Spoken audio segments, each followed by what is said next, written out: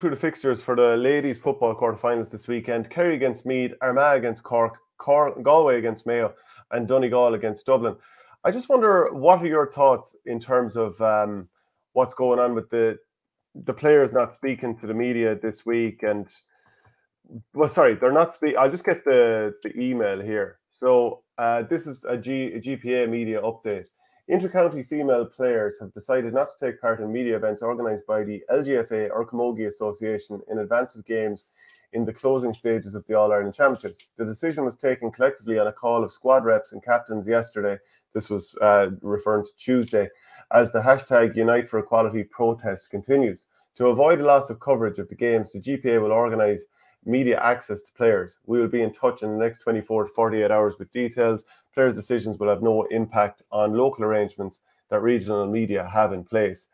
So, again, I just think the GPA are using players as pawns to just kind of get their own ideas across and so on and so forth. If you're being realistic, right, it is very difficult for both women's associations to get any media coverage. Let's call a spade a spade. Both associations, and I think this has been a very positive step over the recent years, they actually produce articles and interviews that they then send to all the media outlets who are very stretched with resources in the first place. It's not simply a case of, oh, the media aren't interested in covering women's sports. But if we call a spade, far more media is consumed. Like if we put out some content that's to do with women's sport versus men's sport in Gaelic games, the men's sport will be watched multiple times over. If you're to look at the analytics of the videos that are watched on the YouTube channel here, it's well over 95% are males watching the sport.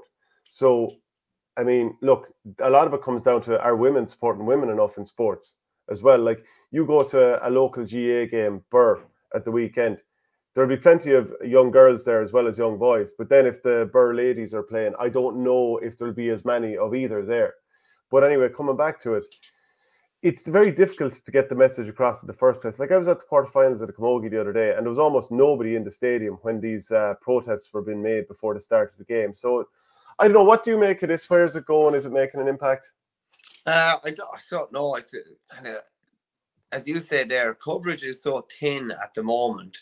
I think you're taking more coverage off the table here, I think, to be honest with you, or the potential for more coverage. I know they're saying they're going to organise whatever. That kind of remains to be seen, really.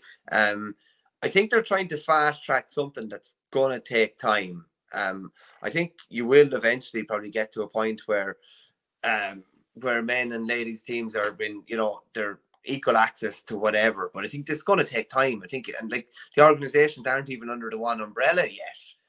These things are going to take. It's going to take a bit of time for it to all play out, really. I don't know. I think they might be shooting themselves in the foot with the lack of media or whatever. As you said there, the Camogie provided a media service. The LGFA provide a media service. So there's going to be more content now in the next few weeks. So both of those associations send us content all the time. So who's now going to do that content? Yeah, I don't know, and I don't know whether the managers aren't going to talk to the LGFA, the Camogie system. They're probably not going to. I'd say maybe, to be honest with you, you might have. This is often the way. You might have maybe ignorant is the wrong word to use, but you might have someone who said, "I talk to you, no problem," or whatever. Anyway, and they won't maybe pay too much attention to what's going on. Like, remember when the GPA and the players were striking over, was it the mileage allowance maybe 18 months ago or something like that hadn't come back in place to pre-COVID levels? Some managers would still talk after, like there was no panic. Maybe others wouldn't. But it's just, I don't know. I think they need every bit of coverage that they can get at the moment. There's a couple of interesting asides. Meath are playing at 3 o'clock in Crow Park. Paul Garrigan and Eugene Ivers are both involved there with the men's team. They're actually both involved now. I think it's the two of them that are both involved with the women's team now as well, under Jenny Rispin, who played down in Tralee, I think, at 7:30 that evening. So that's going to pose a few problems for them in that quarter final. And you'd have to say, even though Meath are reigning champions in the football, Kerry are favourites in that game, and Kerry looked like potentially the dominant team at senior level ladies football. But they're 4 interesting quarterfinals this weekend.